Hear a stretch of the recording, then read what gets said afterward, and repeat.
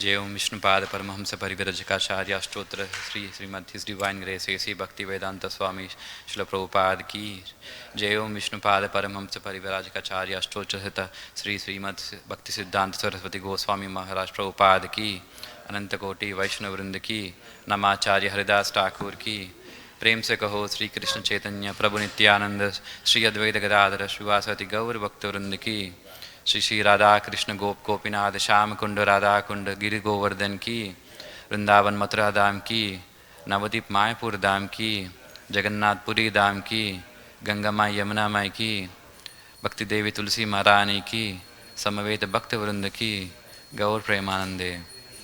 All glories to the simple devotees. All glories to the simple devotees. All glories to the simple devotees. All glories to Sri Guru and Gauranga. All glories to Jagat Guru Srila Prabhupada ki jai.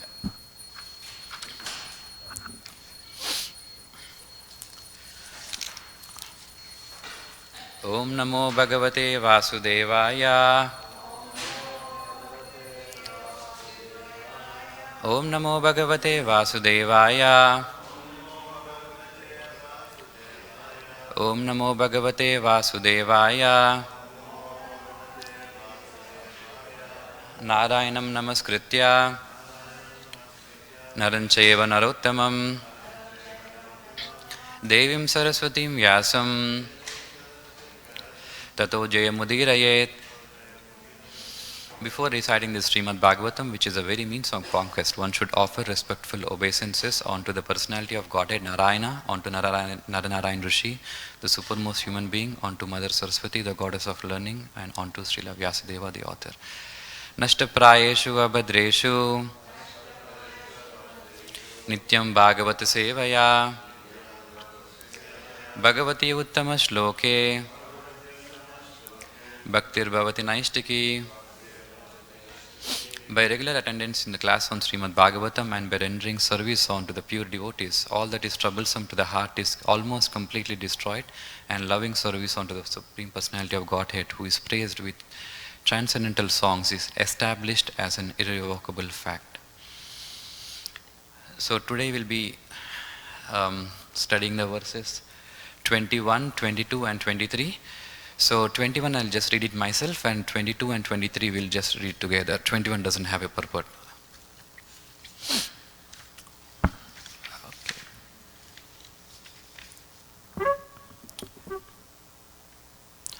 Asanna saundiramapeta sadava Asanna saundiramapeta sadavasham Krita pratikaram aharya vikramam Vilaksha Daityam Bhagava Sahasranir Jagadanaarayanam Adisukaram.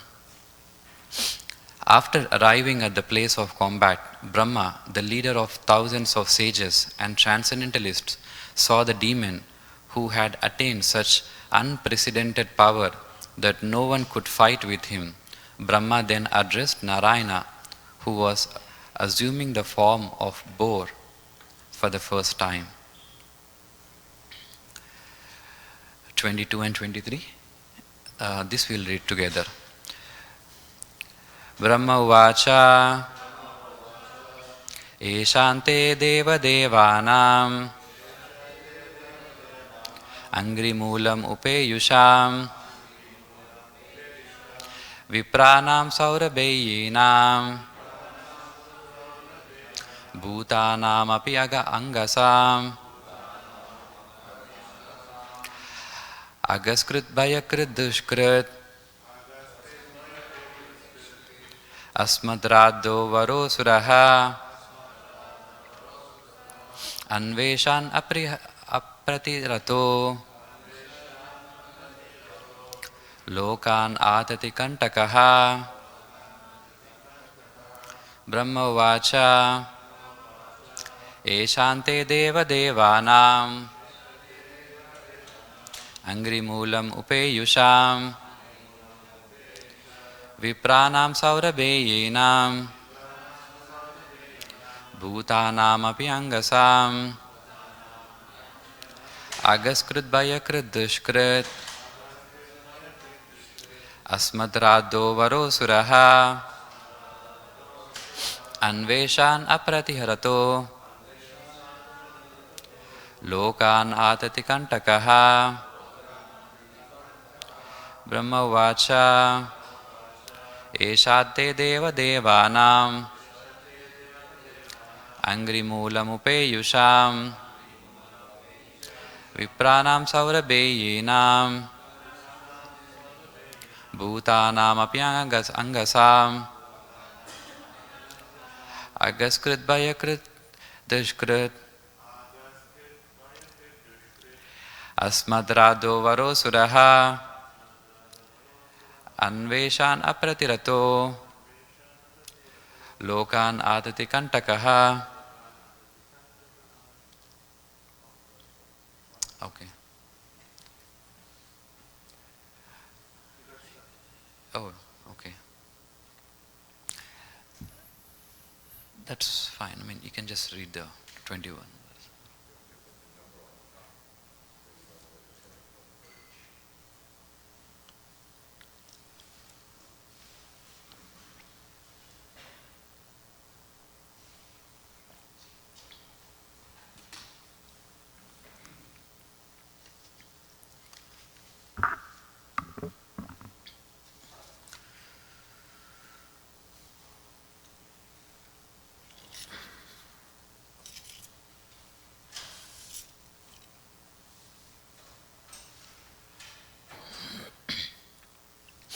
Yes. Can someone recite? You want to recite? Yeah. Brahma uvacha eshate deva devanam angrimulam upeyusham vipranam saurabeyinam bhutanam api anagasam.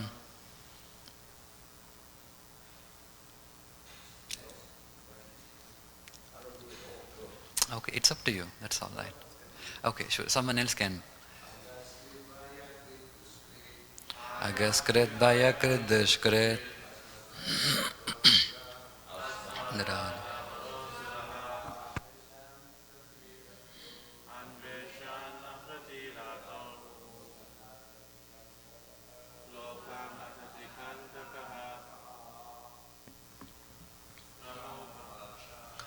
Navacha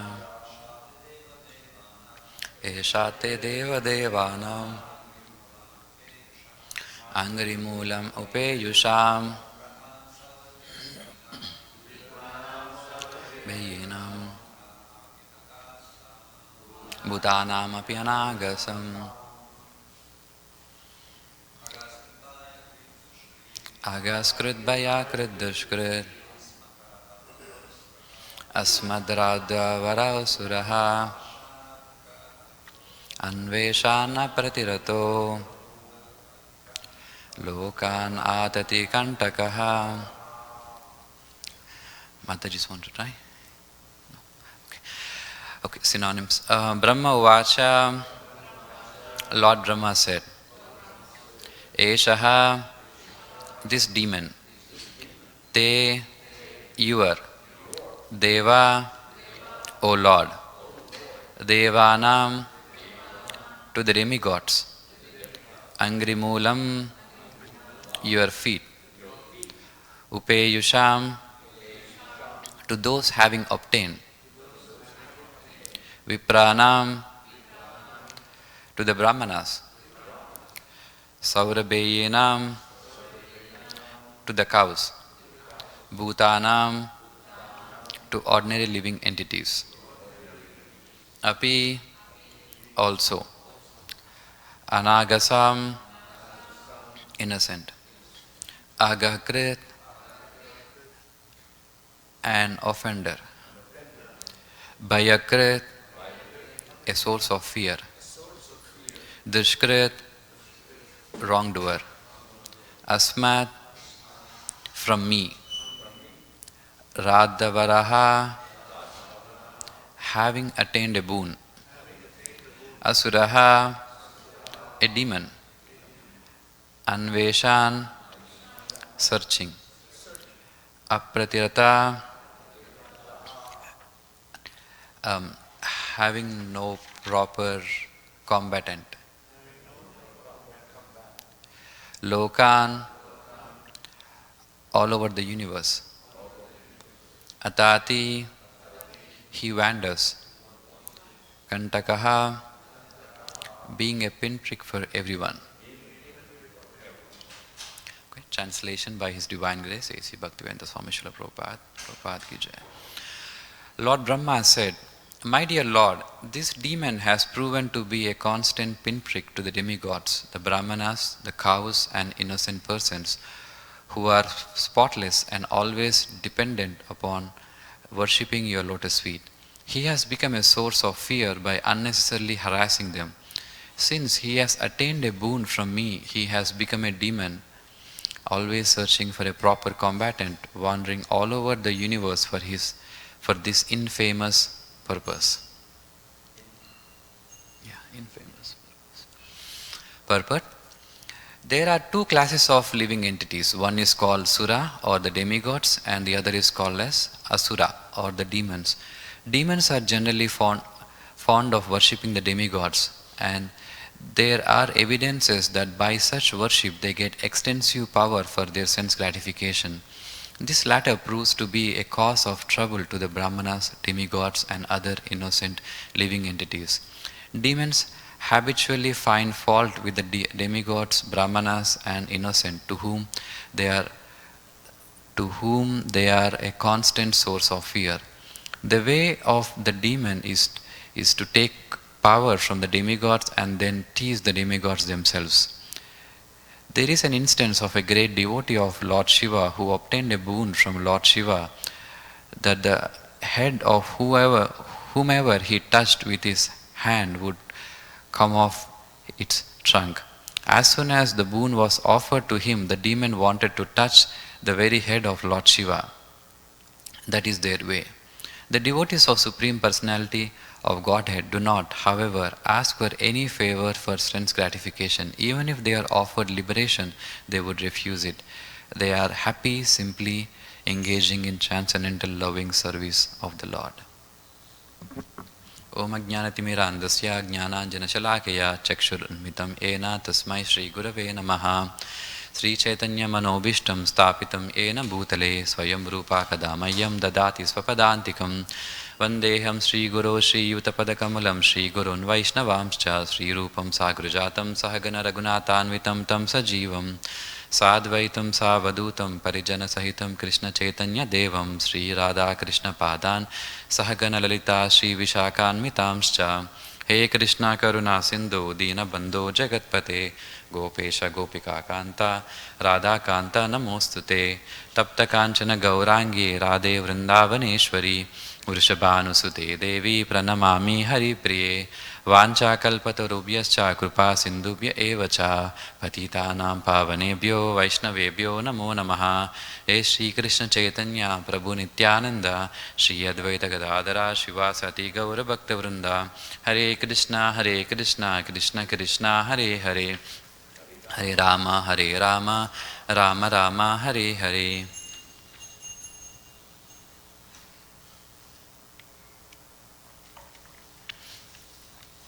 So welcome everyone for today's Srimad Bhagavatam class.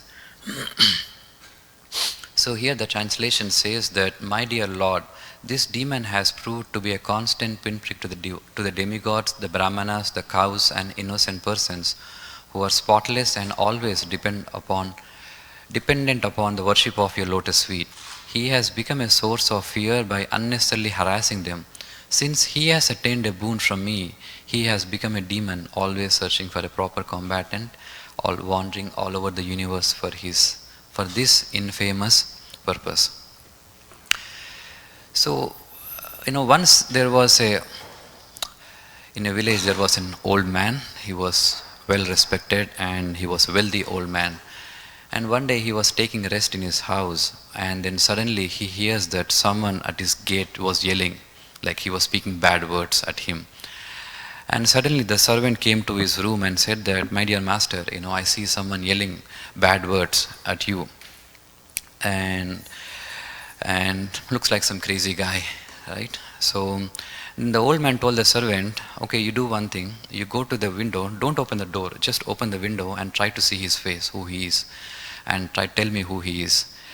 And the servant goes to the window and sees, and then tries to see his face and tries to describe him to the old man. He says that he looks like someone like 40 years old, he has a beard, and he's wearing a dhoti, and and he said that he never saw him before. This is the first time he's seeing him, and looks like he doesn't come from this village, maybe he came from a different village. And this old man is trying to remember who is this person who is standing at his door and yelling bad words. And the servant asked, my dear master, do you remember who this person is? Why is he speaking so badly about you? Then the old man says that, no, I'm trying to remember, but I couldn't recollect. But one thing for sure is that this person may be someone whom I might have helped a long time back. So that is why he is now yelling at my door.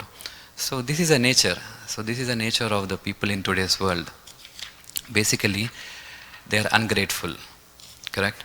So if you see the people who usually fight, they are usually the people whom we might have helped at some point of time. Correct?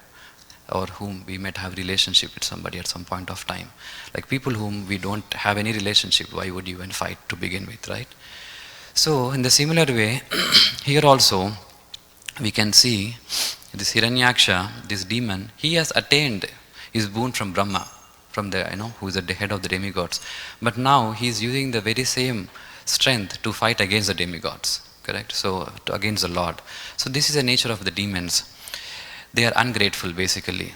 So similarly we can see many such examples in today's world also, where for example even some of the children, the children when they grow up, the very parents who has brought them up by providing so much of time, money, resources and guidance, when some of these children when they grow up, they turn against their own parents. And they would blame their own parents, saying that you did not give me enough, or what you have done is not sufficient or not good enough. So that is the nature of an ungrateful person. But whereas a devotee is grateful, and that is actually one of the opulence of devotee, is that he is grateful for whatever he has received from the Supreme Lord. He doesn't complain. And rather he would think that, my Lord, that I am unqualified, but by your mercy, you have blessed me with so many things.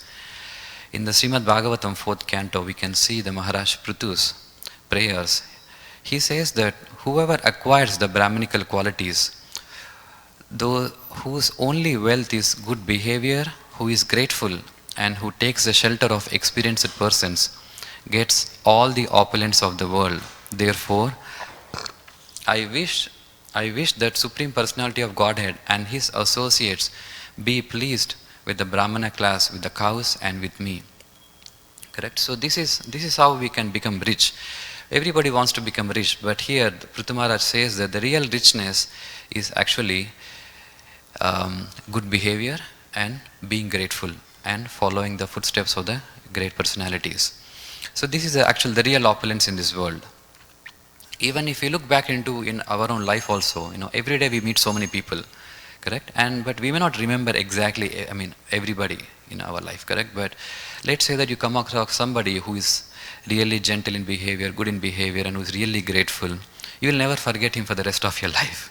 You'll still remember him. Like once I remember that there was a life member family who came from India. The both husband and wife, they were doctors, and they stayed here in the guest room for 3 days.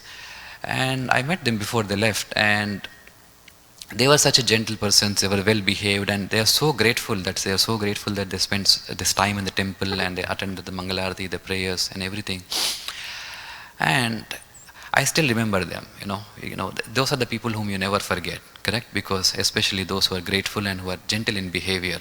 And that is a nature. That is actually a Vaishnava quality. That's a quality of a devotee, to be grateful and behave in a gentle way. So everyone should also feel the same gratefulness to the Supreme Personality of Godhead, because He is maintaining all the living entities and He is supplying all their necessities. Once I was in New Vrindavan last summer, and I heard a pastime of Prabhupada from one of the devotees who's residing in New Vrindavan. New Vrindavan is a big community, like it's a huge piece of land they have, and they have farming, they have cows, they have so many things there. So in the evenings, when Prabhupada was spending his time in New Vrindavan, evenings he used to meet with the devotees. He used to have a Vyasasana in front of a house, one of the devotees' house where he used to stay, and then devotees used to assemble around him and they used to discuss in the evening, like especially with the New Vrindavan, how to develop, how to preach and all those things. And in one of those discussions, a topic came that about preaching to the local farmers, because New Vrindavan, as you know, it is very far from the city. It's most of your neighbors are like farmers, and they do agriculture and they have cows. And these devotees were actually trying to preach these farmers, but these farmers were not really interested to come to the temple. Devotees used to many times invite the farmers to the temple, but they were not showing much interest. So the discussion was how to preach to these farmers, how to make them to be devotees. And every devotee was trying to explain how he would preach. And one devotee was telling that if he would come in contact with this farmer, then he would say, Krishna says in the Bhagavad Gita. Then Prabhupada suddenly stopped. No, don't say that. Don't bring in Krishna. Then another devotee tried. He says that in the Vedas it is said, no, don't bring in Vedas. So then everybody was kind of curious, how would Prabhupada answer to this question? Correct? Then finally every devotee tried, and finally Prabhupada gave a response. Of course I'm trying to paraphrase exactly what Prabhupada said, but Prabhupada said that, so my dear sir, you are a farmer, correct? And you depend on sunshine, and you depend on the rainfall, and you depend on the water from the stream. And none of these things are actually provided by you. These are not something which you have created. These are something which are provided to you by the God, correct? So it is our responsibility, it is your responsibility to be grateful, to show your gratefulness to the God. You see, this is Prabhupada's response to them. Because, these people, they may not know Krishna, they may not know Vedas, and Gurus, Krishna and Sadhu was someone who knows all those things. But for someone who doesn't know those things, you present them logically. And that is what he says, in one of the purports, in the third canto, 19th chapter, Prabhupada says that every living entity, especially persons in the human race, must feel grateful for the benedictions offered by the grace of Supreme Lord. Therefore, anyone with a simple heart of gratefulness must be Krishna conscious and offer devotional service to the Lord. Those who are actually thieves and rogues, they do not recognize or acknowledge the benedictions offered to them by the Supreme Lord, and they cannot render him devotional service. Ungrateful persons are those who do not understand how much benefit they are deriving by the arrangement of the Lord. They enjoy the sunshine and moonshine, and they get water free of charge, yet they do not feel grateful, but simply go on enjoying these gifts of Lord. Therefore, they must be called thieves and rogues. So this is the difference between the demigods and the demons. Because here also we can see the Hiranyaksha, he has obtained his boon from the demigod, from the Lord Brahma, correct? But now he is using the very same strength which he has acquired to fight against the Supreme Lord, Hari, correct? So can you imagine that, like, let's say you helped somebody and gave him some money, and he's using the same money to fight against you. How would you feel, correct? So that is the nature of a demon, ungrateful. But a devotee, he is always grateful. Because when you are grateful, that means that you want to share the good fortune what you have received. Because that is how a devotee thinks, right? Because a devotee thinks that he has become very fortunate, by becoming a devotee, and he wants to share the very same fortune with others also.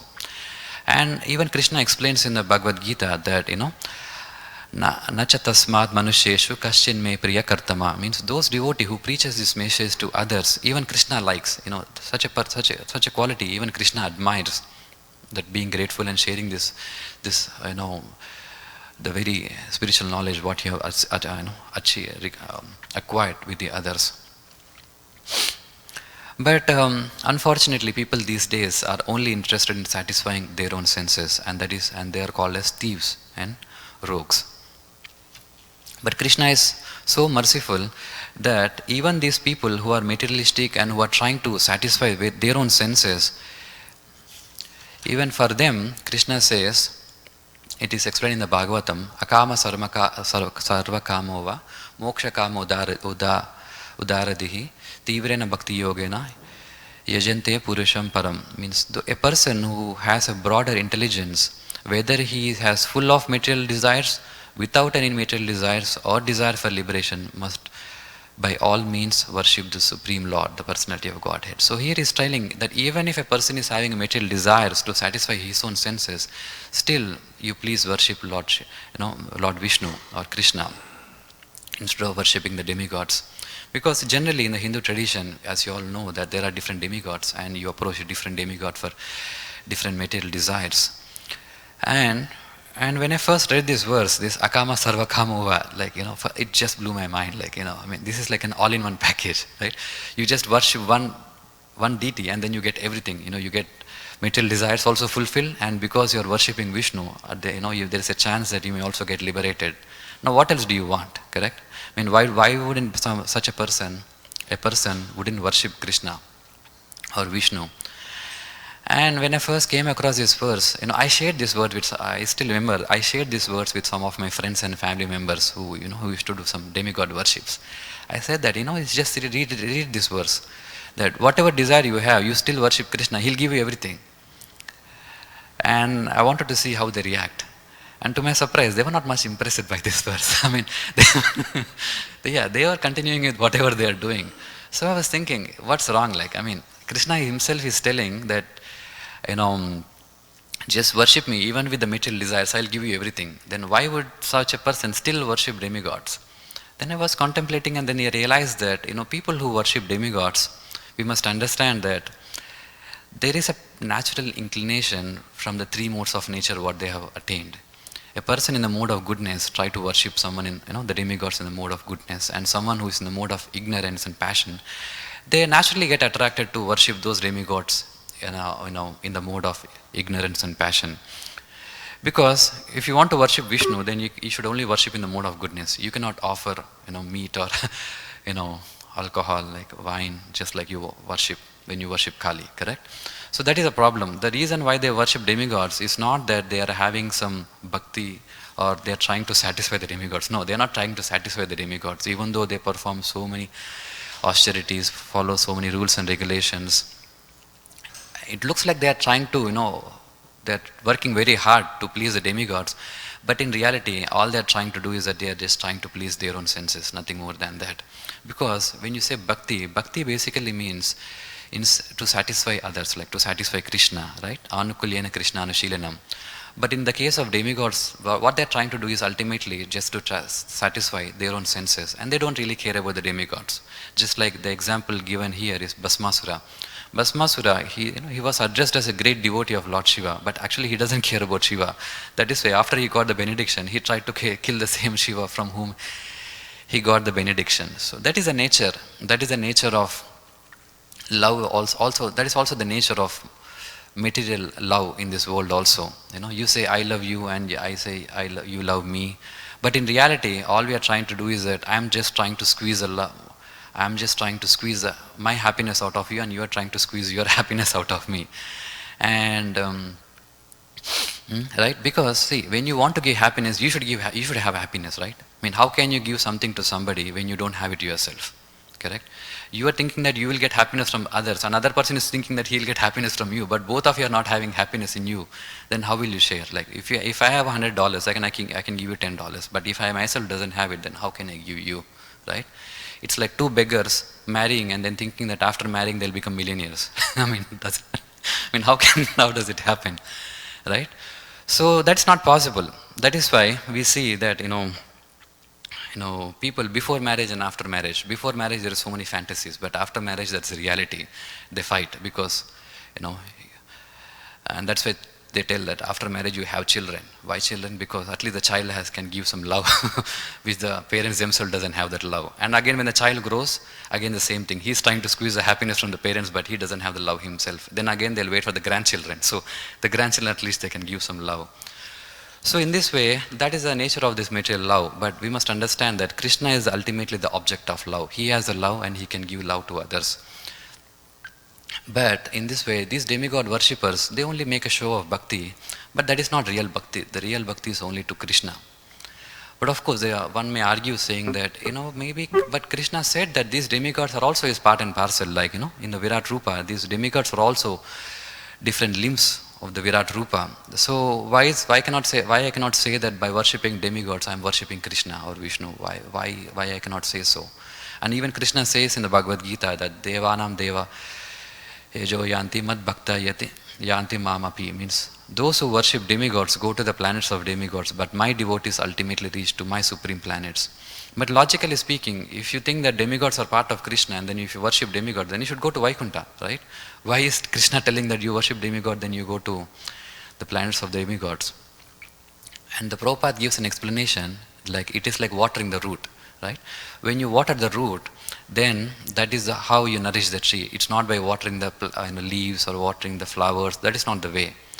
And also, the thing is that when you are worshipping the demigods, basically you are worshipping something which is temporary, correct? But Vaikuntha is something which is permanent. We cannot expect to achieve something permanent by worshipping something temporary, right? When you worship something temporary, you get something temporary. You worship something permanent, you will get something which is permanent. But whereas these Krishna's forms like Lord Ram, Narasimha, Vamana, etc., these are all permanent forms. These are not some temporary forms of Lord Krishna. These are all permanent forms. And the Lord incarnates in all these forms so as to attract the minds of people in general, and so that eventually they become devotees. So in this way, a devotee who worships Krishna, he is free from all the anxieties, because a devotee is in full knowledge of Krishna and he is free from all the anxieties, because anxiety is nothing but a product of ignorance. But however, being a devotee, being in full knowledge of Krishna, he is free from all the anxieties, and because he is surrendered to the Lord, also he is free from all the anxieties. We can see in the pastimes of Krishna also, in the pastime of Agasura. All the cowherd boys, when they first saw this, they thought that what is this strange thing? They were also afraid, but because Krishna was there, they didn't have any anxiety because they are surrendered. They know that Krishna will protect them. So that is how the devotees are. They are fully surrendered to Krishna and they are in full knowledge of Krishna and they are not in any anxiety. And even when the devotees, when they worship, the demigods also, like Lord Shiva and Lord Brahma, they are aware of the supreme position of the Krishna, and they see even the different demigods as part and parcels of Krishna, or like the devotees, like Lord Shiva, as he said that he is one of the topmost Vaishnava, correct? So if you see how Markandeya Rishi worshipped Lord Shiva also, he said to Lord Shiva that, but I request only one benediction from you, who are full of perfection and able to shower down the fulfillment of all desires. I ask to have unfailing devotion to the Supreme Personality of Godhead for his dedicated devotees, and especially unto you. So this is how Markandeya Rishi is also offering prayers to Shiva, even though apparently he is worshipping Shiva, which is a demigod. But if you read his prayers, he is telling that he is begging Lord Shiva that you give me a benediction, that you please bestow me to for unfailing devotion to the Supreme Lord and for his devotees and also unto you. Correct? There are three requests here: Lord and his devotees, and also unto Shiva, because he is like a spiritual master. Of course, one may ask, why is he asking devotion to Shiva? Why is he asking devotees to Krishna? I mean, all you need is devotion to Krishna, right? But no, because Lord Shiva himself says that, out of all the worshipping the devotees is even better than worshipping the Lord himself directly. And even the Prachetas, who consider Lord Shiva as their spiritual master, even they pray to the Supreme Lord that, dear Lord, by the virtue of moment's association with Lord Shiva, who is very dear to you and who is your utmost friend, we are fortunate to attain you. You are the most expert physician capable of treating the incurable disease of material existence. So, in this way, even the devotees, they express their gratitude, by praying for bhakti, for the Lord, for these devotees, and also, especially one to one's guru, also to his spiritual master. And when we, the practicing sadhakas, when we are also practicing, expressing our gratefulness, one of the most important thing is that we should not have double standard. We should not have a differential outlook. You should not say that, oh, this is someone whom I like, so I will show my gratitude, but this person whom I don't like and I don't show my gratitude. So that is not good. And this double standard is something which will take us to hell. In the third canto of Bhagavatam, it is said, Atmanam cha parasyapi yaha karoti antarodam tasya binna drisho mrityur vidate bhayam ulbalam. Binna drisha means having a differential outlook, means having a double standard. It is said that for such a person who is having a double standard, then I cause the great fear to who makes the discrimination between himself and the other living entities. Because a devotee or a saintly person sees everybody equally, Pandita Samadarshina. He doesn't have a double standard. So in this way, we must be grateful not only to Krishna, to the Guru, but also to all the devotees. Because sometimes we see that devotees may, just confine themselves that, just me, Krishna and Guru, nobody else, but that is not good, because one may think that, we must understand that who is responsible for us going back to Godhead. Is it only Krishna, or is it only Guru, or is it only Guru and Krishna, or anyone else is also playing a role in our spiritual path also? Generally it is understood that, a Guru is responsible for one's going back to Godhead. But if we, see our current setup today, the way we are practicing bhakti in an organized way, in an institution in ISKCON which is set up by Prabhupada, it is not just only a Guru-centric, because there are many things which are actually helping us facilitating us or helping us in our path back to Godhead, right? There are many devotees, who are assisting us. We have Shiksha Gurus, we have Diksha Guru, and there are also preachers from whom we derive a lot of benefit, and there are also different, devotees who are serving in the temple, conducting the festivals, conducting so many things, and we are taking advantage of those things. So we must be grateful to everybody, not only to Krishna but also to the Guru, and also to all the devotees who are helping us and who are also playing a responsibility in our journey back to Godhead, correct?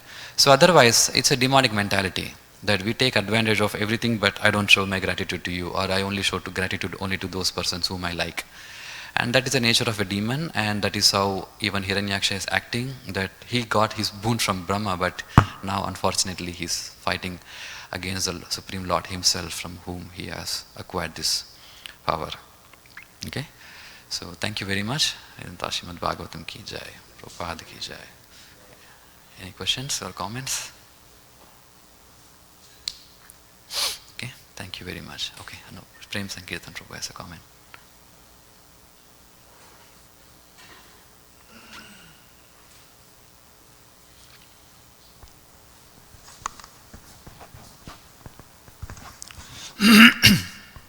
A very nice class. My question is, why demigods who are devotee of Krishna, some of them pure devotee, this statement, our Brahma is pure devotee. So why they're how I can say, why they give benedictions to their worshippers, even if they know, I hope so, some of them, then what kind of consequences will be if they give them this kind of benedictions, like in a case of verse, what we are reading today. They make demons, they make so much troubles. So what's function of basically them? Why they are doing that? Because they know they're... Yeah, sure. Yeah, that is a responsibility of the demigods to provide the facilities for the humankind, correct? So you worship you perform a sacrifice, or you worship the demigods, and the demigods are obliged. It's not like an option that I may give you, I may not give you. No, they are obliged to give you, because that is a service. Just like, you go to Sprouts and then you have money, and then let's say you want to buy something which is not good. Does it mean that will the cashier say no? No, the cashier will give you. That is his job, right? He's there to facilitate. But he's not looking at the best interest of you. The demigods are also like that. They are just to there to provide the facilities, and when you have the currency, which is performing the sacrifices, they are obliged to give you. Yeah. Okay. Yeah. Thank you very much. Srimad Bhagavatam ki jai.